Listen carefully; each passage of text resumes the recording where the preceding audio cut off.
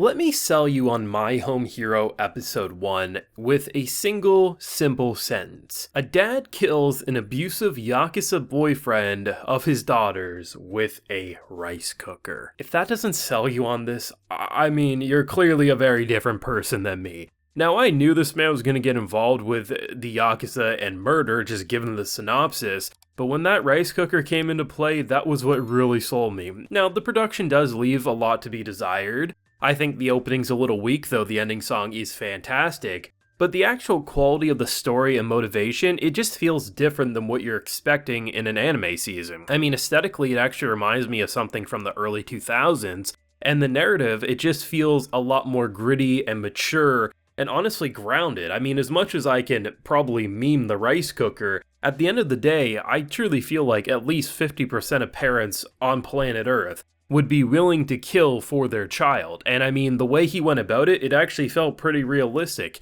He was hiding in a closet as the abusive piece of garbage came in, talking about how he was going to use the daughter with the rich grandparents' funds, and basically once she was no longer useful, sounds like he would do what he does to all of them, beat them till they're in the hospital. He comes out, punches him in the groin, and looks for the first thing that he can get his hands on. I was thinking, hey, just grab a plate from the sink, that's a good enough hit to the head. But he grabs the rice cooker, and honestly, it felt like a man who wasn't John Wick. He didn't feel like he knew what he was doing. All he knew was this man was trouble, and he had to fight for his life. The most shocking part was honestly the wife. So when the mom comes in and sees the dead body, she's pretty cool with it, honestly a lot more than I was expecting, but I honestly think this goes back to my comment of at least 50% are probably okay with protecting their kids, and a YAKUZA abusive piece of garbage, honestly, you didn't really lose much in the world. It could really be looked at as self-defense, but what an intro to My Home Hero. I thought this one was going to slap, and I'm really happy that it delivered. Now, I do have a full live reaction to this wonderful episode available on my Patreon, so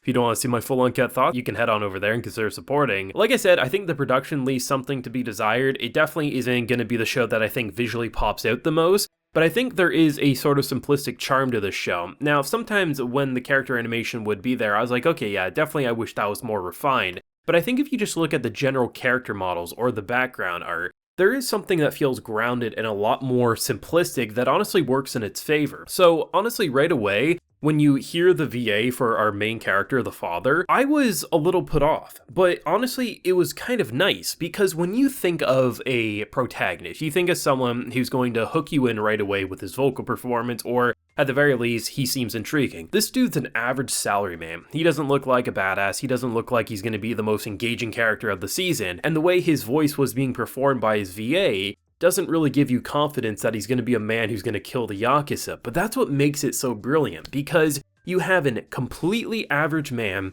who is trying to meet up with his daughter saying she fell down some stairs. No, she was literally beaten by an abusive piece of garbage. He goes over to see who it is, and over the course of this episode, you feel like he's just a man who doesn't want to be in this situation, but will do whatever it takes to protect his daughter. It's not like he started out wanting to kill him or anything, but more so, as things started happening more and more, he listened into that phone call. He knew one way or another, it was either going to be his daughter or him, and obviously, who wouldn't pick their daughter over an abusive piece of garbage? And I like the fact that his VA, it doesn't sound like a main character. It sounds like someone you would hear as a side character in a crowd. But over the course of the episode, especially when he's in the closet and he's talking on the phone, basically saying, come and get me, more or less, the way his voice started to mature and feel a little more intimidating, I really enjoy. And I think that's what's going to be exciting, because basically after killing someone who, yes, was abusive to your girl, unfortunately was a member of the YAKUZA, and that member of the YAKUZA also has connections to someone who now has blackmail on you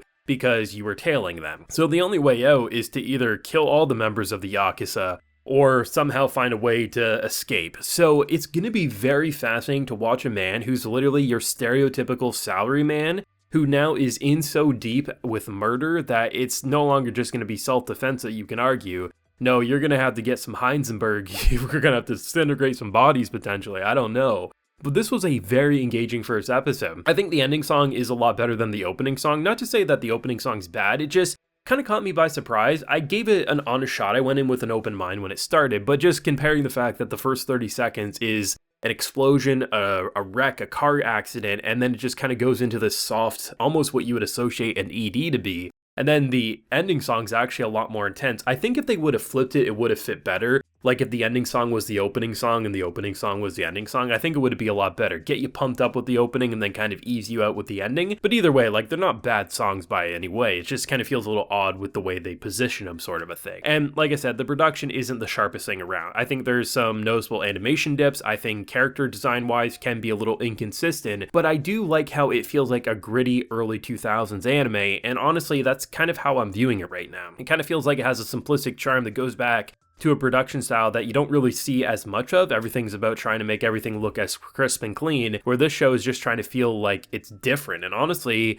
more often than not, I enjoyed looking at this show. I'm not gonna lie, there's moments where I was like, okay, you could probably clean that up. But whether it's the kill effects that they did with the filter and everything, or just the general look of the show, it feels different. And I love how both the main character design and the VA feel like your stereotypical salaryman, and the way we're going to see that stereotypical salaryman become more and more is going to be very interesting. Honestly, you don't have a lot of shows that revolve around protecting your family and doing whatever it takes. There are many parents out there that would gladly go to jail for killing an abusive piece of garbage like this. And honestly, the fact that in the middle of that phone call, he was talking about previous women, I assume is what he was talking about. Broken ribs, internal organ damage. He's someone who uses and abuses, and those types of people do not deserve second chances, if you ask me. So honestly, rice cookers, honestly, I guess they're good for more than just cooking rice. They're also good to taking people to the Shadow Realm. And while I did talk about the opening and ending, honestly, the little glimpse of the OST we did get, it honestly kind of felt like a hunter mode. I don't know, there was like 3/4 of the way through, probably around the 15 or 16 minute mark. I forget exactly, but it just kind of feels like once everything's starting to pop off and we're kind of like,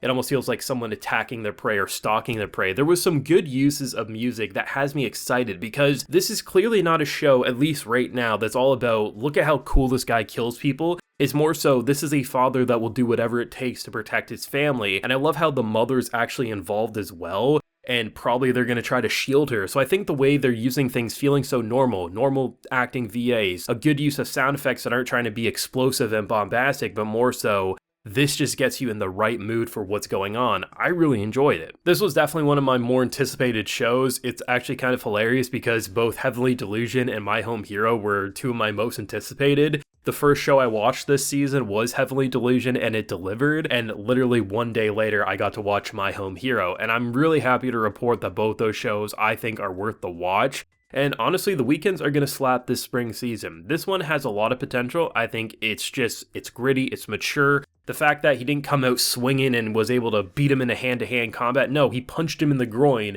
and grabbed the biggest thing that he could beat his head in with. That is realistic for a salaryman father who just wants to protect his daughter, especially after hearing a phone call that his daughter was going to suffer a lot worse than maybe a broken nose and a black eye. This show is really solid. It has an intriguing premise, and I really hope a lot of people give this a shot, because I'm going to be here every single week talking about it. Thoughts and feelings yourself, though, down below. Drop a like if you enjoyed, and subscribe if you're new around here. Be sure to ring that bell so you can get notified when I upload on the channel, and of course, as I mentioned, we do have that full live reaction available on my Patreon. So until next time, everyone, please take care and have a good one.